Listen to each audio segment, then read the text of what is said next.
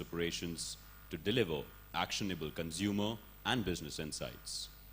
Prior to which, Sir worked as Executive Director, Co-Lead West, and Key Account Director, Insights at Kantar. Sir comes with a rich experience in the field of market research. Having been a part of the industry for 27 years, he has worked across both client and agency verticals. With an extensive experience in FMCG, telecom, and media sectors across brand, creative, and media domains. He has led teams across multiple locations to help clients build their brands and solve their critical business issues. His last stint was in Kantar. Prior to that, he has worked in Kantar Millward Brown, Ipsos, Nielsen, and Heinz India. We are extremely proud to share with you all that Mr. Sandeep Ranade is an alumnus of SIMS, prior to which he has done his graduation in BE Mechanical from Andhra University. Sir, we welcome you to SIMSARC 2022. We would request Sir to kindly address the audience as well as share his thoughts on the topic, Market Research, a Glimpse of Path to the Future. Thank you. Distinguished and eminent guests. And yeah, I was going to ask for that, but yeah, I am the first one today to use a PowerPoint. So we're talking about future and I'm still stuck with a PowerPoint to talk to you. So, good morning everyone.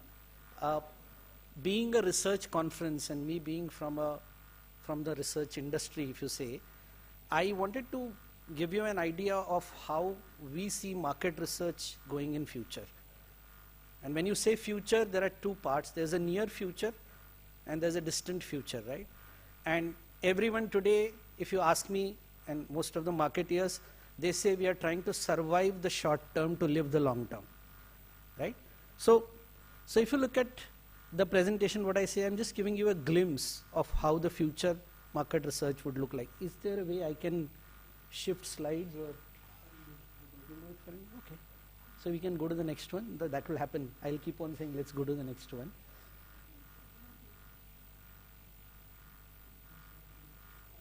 You have?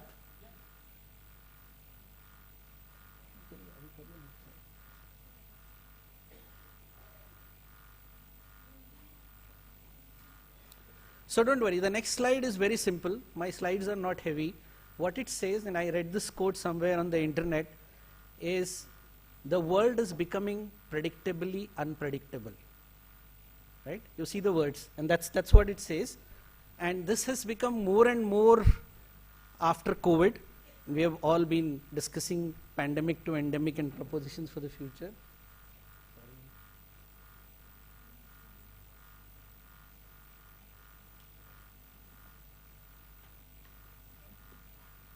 Sorry for the disturbance. I will need the deck. I have 2 videos to play, which is why, yes. Right? So that's where we are heading. Predictably unpredictable world, and how do you wade through that? If you move to the next one.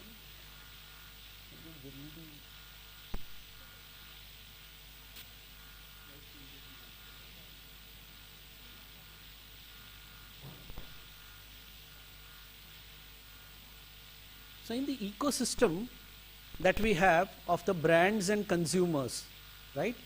On one side, we have the brands, the business, the marketeers, right? Today, they are looking for, and as madam talked about, what kind of people do we get to inculcate research into them to be inquisitive. Yeah, this will be good. Yes, done. The one thing that comes out in all the organizations trying to live this race of short term and long term is growth.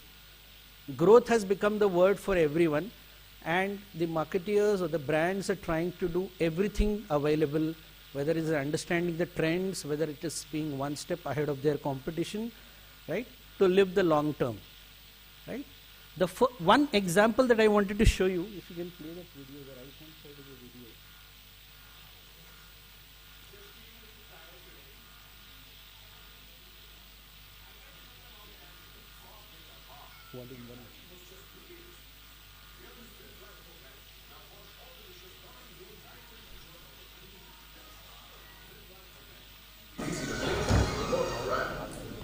Yeah? Are you aware of this ad?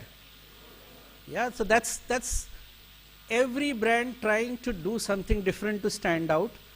It created a buzz, a huge kind of discussion today. But if you ask the brand director, according to him, we have achieved what we wanted to do with this ad. Right? So everything has two sides. There are consumers or there are people talking about it. I don't know whether they are the real Vim consumers. And there is the brand saying what I'm doing is right. So ESG, sustainability is the new wave, and this brand is trying to talk about gender stereotypes and trying to do something. Each brand trying to stay ahead, trying to survive, trying to go through it, right? And all this, if you look at it, is for offering products or services or solving problems of the consumers. And the only point I want to make here is the ACECA, the palindrome. What does that stand for, right? The A and C, why it is in different color is it is common for both the brand or business and the consumer.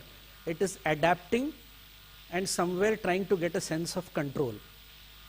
In this huge changing world, especially we saw during COVID, actually the way the world is changing faster than the way consumers are, they are trying to adapt, but they are also trying to look at a sense of control to be able to do what they want to do or use the product. Similarly, marketers are also trying to run in this world and are trying to adapt with the changes, but also want a little control.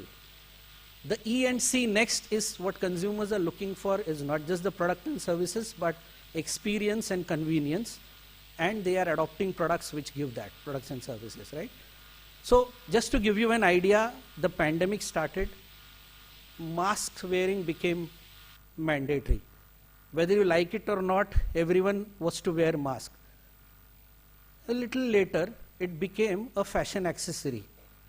The kind of mask you were wearing went on with the kind of dressing you were doing or the outfit, right? So that's the way you are adapting, you are looking at control, you are looking for brands which delete that unpredictability or avoid or give you clarity in that unpredictability, and that's the brand consumers will adopt. So in all this, in this complex system is where market research or the research even you are doing comes in, right? What are in this unpredictable world everyone looking for is evidence-based decisions. How do I get the insights? How do I understand consumer behavior? How do I understand competition? How do I know future trends and stay ahead? That's where insight comes in. And in insights, and I've used an analogy, are the two parts, the industry and the academia. And because of the football World Cup going on, I said I'll use this analogy. But what we are looking at is a critically acclaimed blockbuster, if you ask me, right? And there is no question and there is no doubt to say that there has to be collaboration between industry and academia, right? To create those bahubalis, right? But what are those areas where you want that collaboration to happen, right? And considering the way we are changing for the future, what are those relevant areas? Will that be impactful, and especially whether they will be scalable? And that's the biggest thing here. How can whatever collaboration or whatever new path we come to is scalable? So I just wanted to share 3 areas or 3 point of views on this future. I was just setting the context till now, right, that we are looking for. So let me start with the first one. We all have studied multiple frameworks. Even in the industry, there are multiple frameworks being used. And I will not read out all the frameworks here. But with the rapid change, with the way the huge change is happening, there is a need for new frameworks, right? Not everything will change, but there is a need for new frameworks, right? The second is there is huge amounts of data available today with a decision maker. You call it gigabytes of data, you call it terabytes of data. It's a data ocean out there.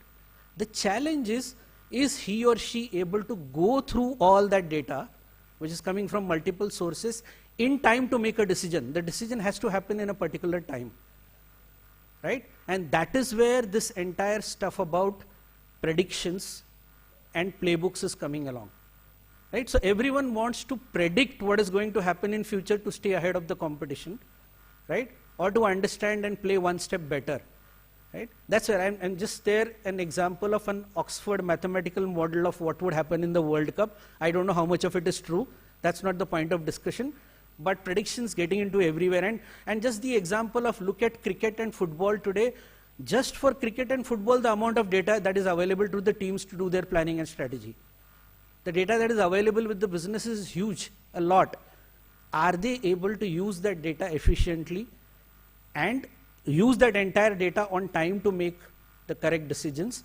That is where again the collaboration between academia and industry comes in to make their life easy. It is giving them that sense of control in this unpredictable world, whether we can create playbooks or standard operating procedures, X, Y, Z, and you will succeed. I don't know whether it stays for how long, or give predictions. So that's the second point. The third point is about market research. Though the world has moved forward with technology, a lot in market research still happens by asking consumers about things, right? That has to change going forward. Again, because of the huge reams and reams of data and various data sources where the data is available from, is there a way to collect the real-time data? The way Amazon has data, right? Amazon doesn't have to ask. Yes, they don't know what Flipkart or what the consumer is doing on Flipkart, but they know exactly what I'm doing on Amazon or what you are doing on Amazon. They don't need to ask you anything, right? How do, again, we develop, and all the three are interconnected, whether it is frameworks, whether it is processes, to get more and more data without asking consumers and putting the data points together. That is where the future is. And just to give you an example, let's look at media in India. Do you know how many OTTs, as we call it? Everyone watches OTTs, right? How many OTTs are there in India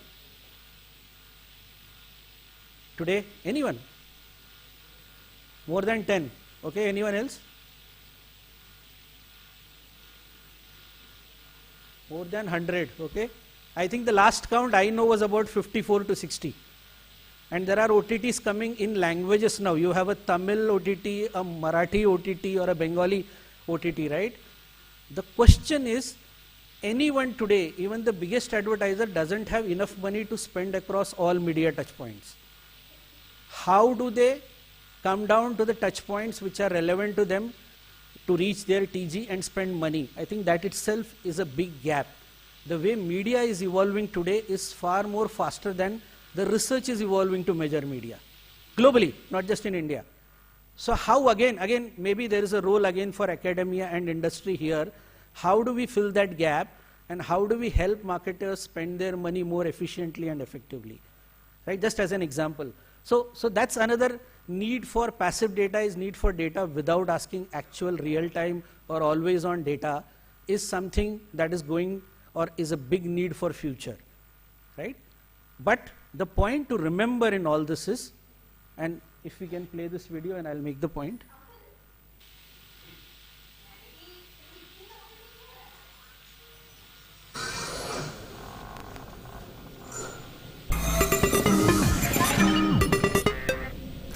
मेले दिखाओ, खुद जान जाओ। जमाने बदल जाएंगे पर कुछ सवालों के जवाब नहीं बदलेंगे। By the way, मुझे 5,000 का छुट्टा मिलेगा।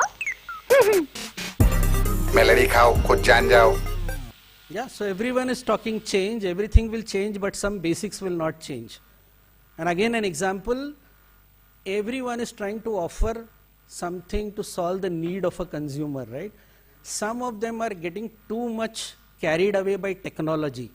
I think the focus should be consumer. Technology is a means to serve that consumer better. It should not be just that the technology overtakes everything. Yes, it is an enabler, but it's an enabler, it's not the end, it's a means. Right? So things will change, certain things will remain the same, on which we develop everything as we go forward. Thank you. That's what I had to say today.